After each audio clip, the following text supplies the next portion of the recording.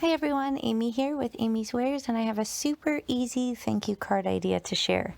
Now, this is a brand new stencil from the February release at a Colorful Life Designs. It's called Square Frames, and it's gorgeous. I did use some pixie spray on it because there are a lot of little fiddly bits on the stencil, so you want to make sure it stays put and doesn't shift around on you, and the best way to do that is with pixie spray.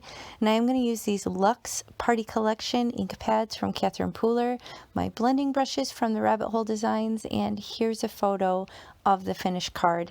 It couldn't be more easy. I actually worked directly on a card base, so that's 110-pound cardstock.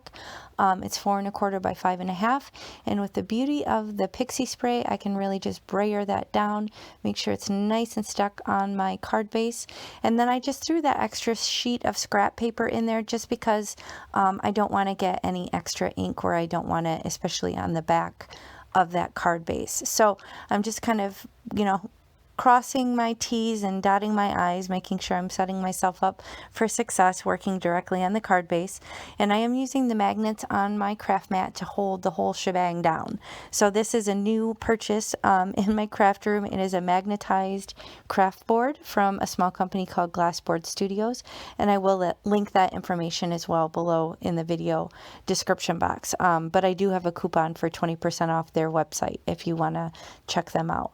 But basically, I picked a few colors to start. I did end up adding a fourth color when I realized I felt that it needed it, but I'm just kind of working through putting each color in about 3 or 4 spots to start, trying to kind of equally space them around the card.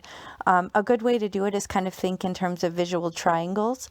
I actually used to have a photography business, and that's also a very visually pleasing shape, is the triangle. So you could position people in kind of a triangle shape for portraits, and you can kind of think in terms of triangles for your design features on your cards too. So a lot of the stuff that's aesthetically pleasing will carry over from one medium to the next. So fun little fact for you there.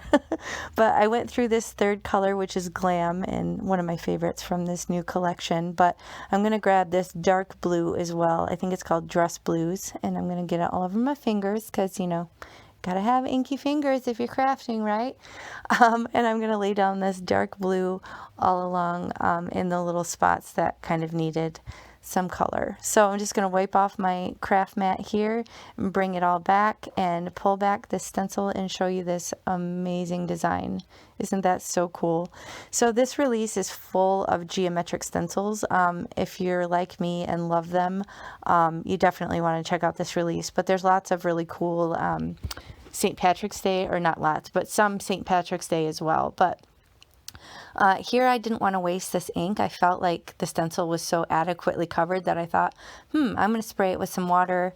And in that little water bottle is some Perfect Pearls. So I sprayed it with some shimmery water, and I'm going to lay it down on another card panel here and see what we get, because I didn't want to waste that ink, and I had a feeling it would look pretty cool. So I'm just going to slap down a little piece of pattern paper. I don't know why I say that.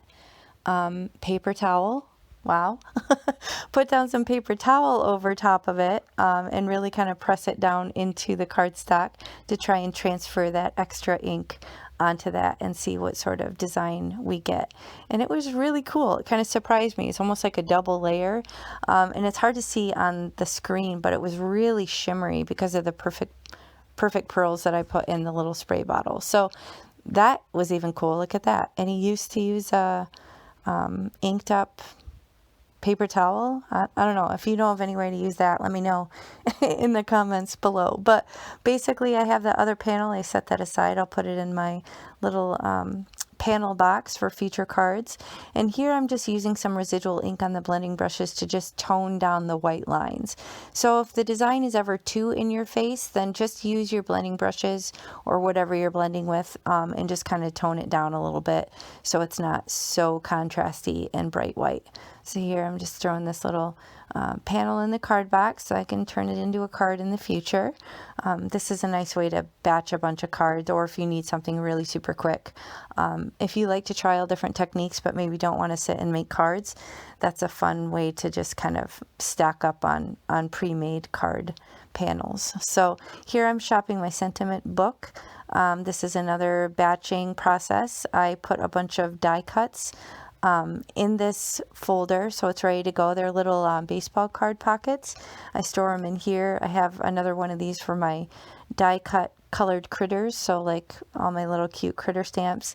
And now I actually have a third one because I outgrew this one, and that has my little sentiment strips, kind of like what you see there, which is from LDRS Creative. So slapped everything on there with some foam tape, add some blingage, and there you go. Super easy, single layer, easy to ship, and it came together in a snap. So thanks so much for watching. I'll catch you next time. Bye.